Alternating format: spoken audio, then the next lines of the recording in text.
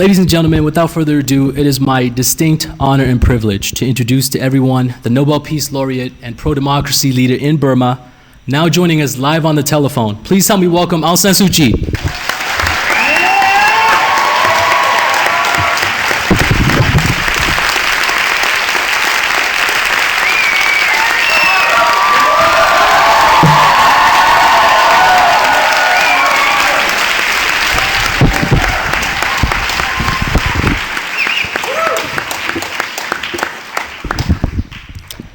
Aung San Suu Kyi, are you there? Yes, thank you very much for such a very warm welcome, and I'd like to say hello, Berkeley. Aung San Suu Kyi, my name is Michael Gall. I'm joined on stage by Waylon Blue and Peter Hurtubise. We are all students here at UC Berkeley, and we're all truly honored and blessed to have you join us this evening. On behalf of the Burmese Politics Decal course and on behalf of the audience here in attendance today, I'd like to extend to you our most sincere welcome. Before we start the interview, I'd like to go ahead and quickly describe to the audience in attendance today. We have about 200 to 300 students in the immediate audience, most of whom are students. We also have joining on the internet about 150 people represented from multiple countries, including Thailand, Australia, and Japan. Dosu, you've mentioned that you want to communicate with the students and young people around the world.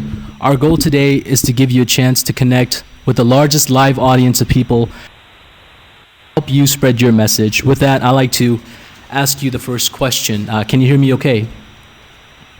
Yes, I can hear you very well. Could you ever have imagined talking to this many students in America or abroad just 5 to 10 years ago? And since your release, how has the evolution of the internet, technology, and social media changed the way in which you communicate with people around the world, especially the younger generation of students? I've been able to communicate with people in Burma in very, very large numbers, but of course not yet people abroad. As soon as I knew, after I'd been released, that it would be possible to have telephone conferences with students all over the world, I was very keen to take this up, because it's by connecting with people in different parts of the world that we can work for greater awareness of the situation in Burma, especially awareness among the young people. In Burma, at this moment, I find that the young people are much more interested in the movement for democracy than they have ever been. And I think that has a lot to do with the communications revolution. Good evening, Dosu. This is Waylon Blue. And our second question is, what message would you like to share with the college students that are listening in on this interview on what they can do to help with the pro-democracy cause in Burma while they're still in school? Well, first of all, of course, is awareness. They have to be aware of what is happening in Burma. And secondly, they have to know why we want democracy in Burma.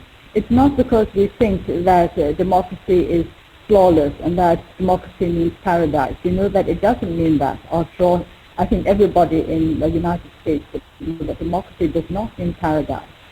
But democracy means many, many basic rights that will help us to get on this world and to cope with the problems that we have to face. The reason why we want democracy in Burma is because we want our people to take responsibility for their own destiny and to be able to face whatever challenges life throws at us. And unless you have a certain amount of freedom, a certain degree of freedom to pursue knowledge and to express one's opinions, one can never get to the stage when one can shape one's destiny. So that is why we want the young people of the United States and in other parts of the world to understand that in Burma, what we're trying to do is to give the people a chance to decide how they want the country to be ruled, how they want the country to be administered, and what kind of path they want the country to follow. Hi Dosu, my name's Peter. I'm a part of Amnesty International, and I had a question for you. You are an inspirational figure to so many people around the world, and I was wondering what inspires you. What inspires me, I think, is a belief that fundamentally all human beings have a right to maintain their own dignity through liberty and through security. And of course, I've also been inspired by the example of people who have believed that the human being is worth trying to save in as many ways as possible. There are those who say that people are innately of a brutal, selfish, greedy nature, and so it's not worth trying to do anything for them. But I'm not one of those people who believe that. I accept that human beings have human weaknesses, but I think we also have the ability to rise beyond these weaknesses. And it's that thought that inspires me to carry on with the work that we have to do. Thank you. It's Waylon Blue again. Since your most recent release, you've been working hard to build grassroots local networks in Burma to deal with issues like political prisoners and HIV/AIDS. Could you speak a bit about why establishing these networks are especially important to you and what impact you'd like for them to have in Burma in general? Belief in democracy means belief in people. So what comes first is people, and democracy is second in a way. That is why we have been trying to build up a people's network for democracy, to make the people understand what democracy means. There are lots and lots of questions of this kind in Burma as well. What is democracy? Why do we want democracy? What good will it do to us? So we want the people to start working, to start changing their own communities and finding out what it means to have the liberty and the opportunities to change their surroundings for the better.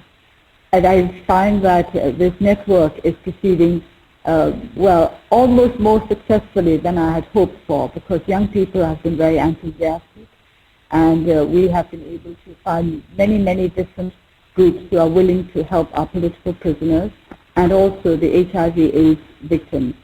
This has been a very successful move, and I think from that we can move on to more and more social and community services that will make the people understand that in the end they are the ones who are going to bring about the changes that they want.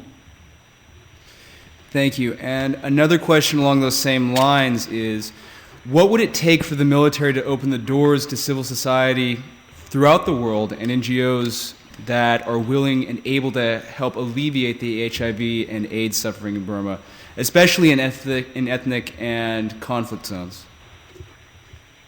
I think that has to start from a political angle. The reason why the military is not opening up to NGOs, INGOs, other groups who want to help either in conflict zones or to help those who are underprivileged in Burma is because of the political situation. This is why we have always emphasized the need for national reconciliation. National reconciliation means not just reconciliation between the different ethnic groups, but also reconciliation between the military and those of us who think that democracy is the way in which we can best help our people. And we are very much interested, or we are very, very keen on the military understanding that democracy is something for them as well as for the rest of the people of Burma. It's not an us and them situation.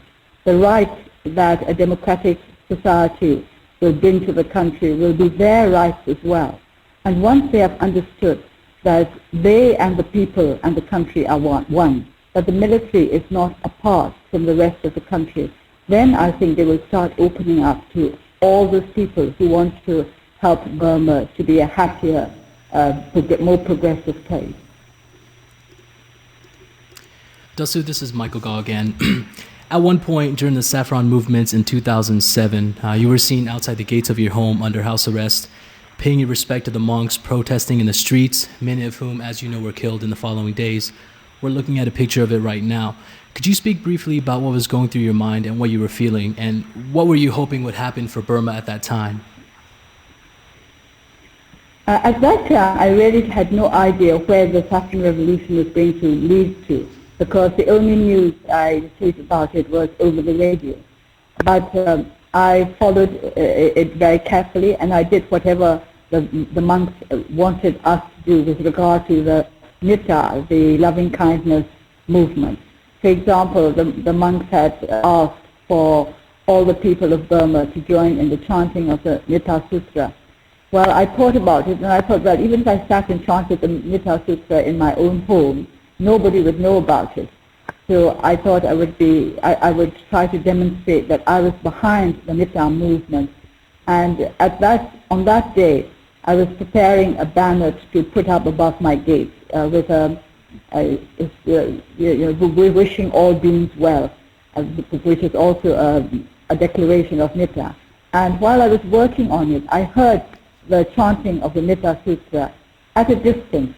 So I thought, well, they're chanting, there must be a procession of monks somewhere near my house.